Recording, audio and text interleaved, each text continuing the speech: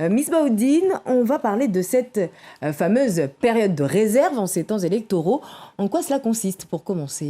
Alors, il s'agit d'une période précédant des élections fixées par le Premier ministre, pendant laquelle les fonctionnaires de l'État sont tenus de s'abstenir de participer à toute manifestation ou cérémonie publique de nature à présenter un caractère électoral. Alors, pour éviter toute confusion ou tout risque de dérapage, on les invite à ne pas s'exprimer dans les médias. Qui est concerné ?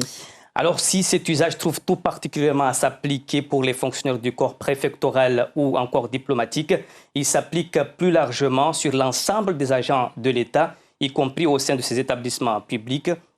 Et tout manquement à l'obligation de réserve expose l'intéressé à une sanction disciplinaire selon la nature des fonctions occupées et la publicité donnée à l'expression de ses opinions.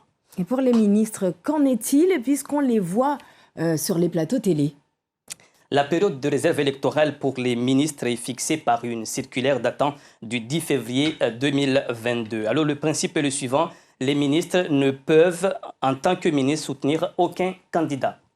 Par exemple, si on invite Jean-Yves Le Drian en tant que chef de la diplomatie pour parler de la guerre en Ukraine, il ne peut pas dans cette même interview appeler à voter Emmanuel Macron. En revanche, il peut aller dans un meeting soutenir Emmanuel Macron en tant que militant politique, en tant que personnalité publique politique. Merci beaucoup, Miss Baudine, pour cet éclairage.